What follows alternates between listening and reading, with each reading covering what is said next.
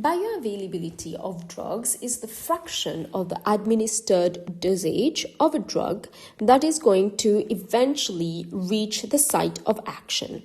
So if you want a drug to act on the brain, and you take the drug orally, let's say you take 1000 milligram of that drug, as it goes in the stomach and as it's going to go into the digestive tract, not all of the 1000 milligram is going to reach the brain.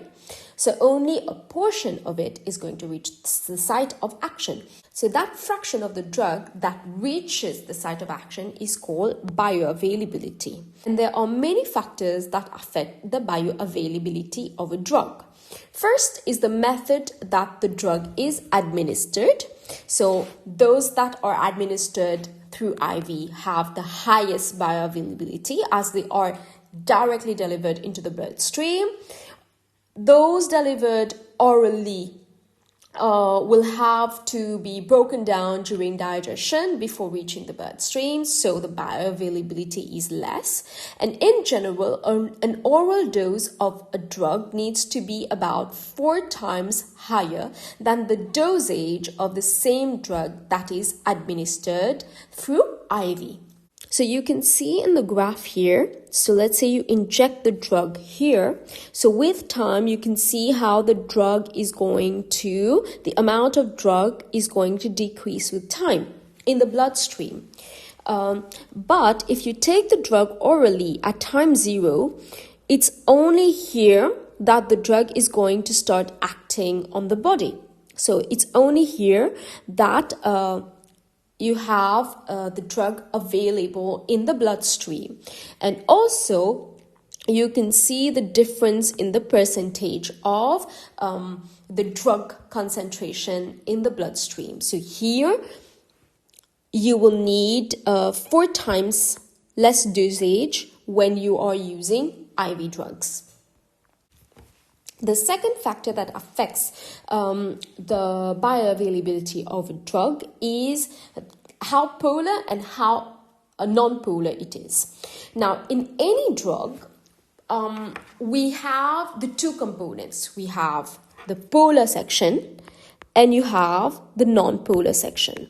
So, polar and non-polar sections of a drug are together. For example, this is a molecule of aspirin. So this part of the molecule is non-polar, while this part of the molecule is polar. So they coexist in a drug. Now the polar section is going to be soluble in aqueous body fluids. Aqueous means water. So because it's polar, polar drugs will be forming hydrogen bonding. They will have positive or negative charges. Therefore, they will be dissolving in aqueous medium. But they will not be able to cross cell membranes easily. If we look at cell membranes, let's say this is a cell membrane. So this section is the hydrophobic part of the cell membrane, while this section, the top and the bottom layer of the cell membrane, is hydrophilic. For those who don't know, so remember we have a cell, you have the nucleus. So the cell, this is the cell membrane, and if we look inside the cell membrane has a top layer and a bottom layer, and the outside of the cell membrane is hydrophilic and the inside of the cell membrane is hydrophobic. So for a drug to pass through the cell membrane, it needs to have a hydrophobic part so that it can go through the cell membrane. It has to be able to be compatible, if we can say, with the hydrophobic part as well and with the hydrophilic part as well. So top part is hydrophilic and bottom part is also hydrophilic and the middle part is hydrophobic. So for a drug to be readily absorbed, it needs to be largely hydrophobic but it also needs to have some solubility in aqueous solution. So both of these portions of a drug is important. So if you have a very hydrophilic drug, it's not going to go through the cell membrane easily. If you have a very hydrophobic drug, it's going to go into the cell membrane very easily, but it will stay stuck there. Because remember, likes will attract. So things that are similar will attract. So hydrophobic will attract hydrophobic, so they will stay here. Hydrophilic will attract hydrophilic, so it will stay here. But if you have a hydrophobic section and you have a hydrophilic section, it will be able to get through the cell membrane and out of the cell membrane and go inside the cell. So this is inside and this is outside. This is in the blood, and this is inside the cell. So you need both hydrophobic and hydrophilic part of the drugs to go inside the cell. And the third property of a drug that affects bioavailability is the type of functional group present in the drug. So the type of functional group will actually affect the solubility, will affect how hydrophilic or hydrophobic the drug is. So there are functional groups. We'll see that in organic chemistry. But if you remember your IGCSE, we have alkanes, alkenes, alcohols, carboxylic acids. These are functional groups. And if you remember, carboxylic group, this is the COOH group. Hydroxyl group is the OH group, and amine group is where you have NH2. This could be any long chain from the molecule. So these functional groups are able to form hydrogen bonds. So you have OH here, NH here. So these are able to form hydrogen bond with water molecules. So these are hydrophilic sections of molecules. And they can also form positive charges or negative charges. For example, the carboxyl group is an acidic functional group. It can donate a proton to form a negative ion. So this one will actually be able to form a charged molecule, right? And this makes it highly soluble in the hydrophilic layer of the cell membrane. The amine group is a basic functional group. It can accept a proton to form a positive ion. So for example, this one will be able to accept a proton and will be able to form here. So this is going to be positively charged, right? And makes it soluble.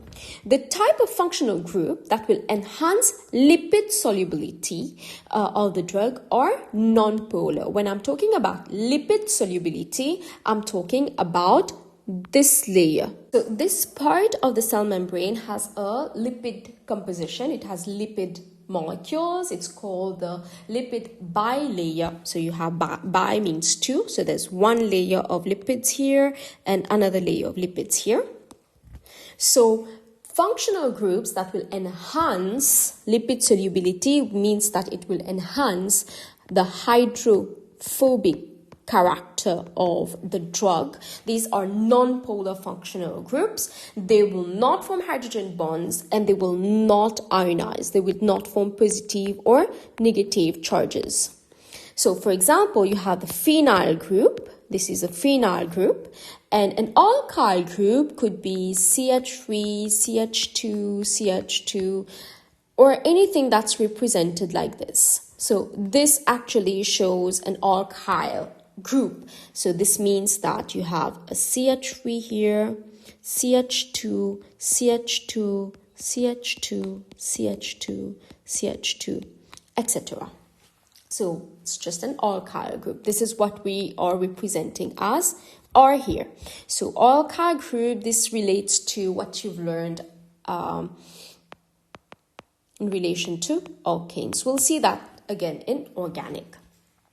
So if we look at aspirin here, so aspirin has one part which is a phenyl group, which is hydrophobic, and this part which contains the carboxylic group, and this is hydrophilic, and it is able to form hydrogen bonding.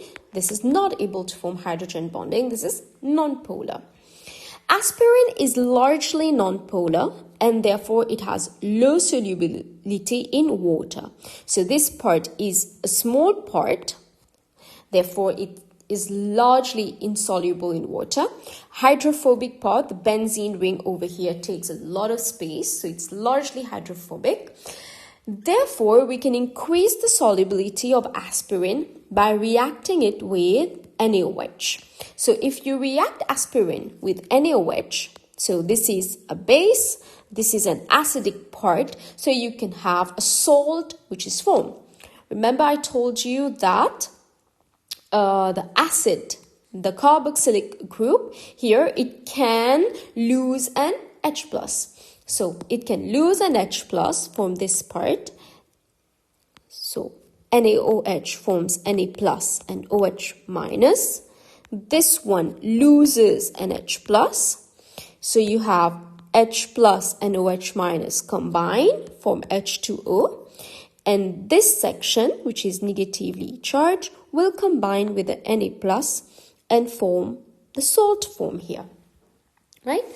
So this is a way that we can increase the solubility of a drug.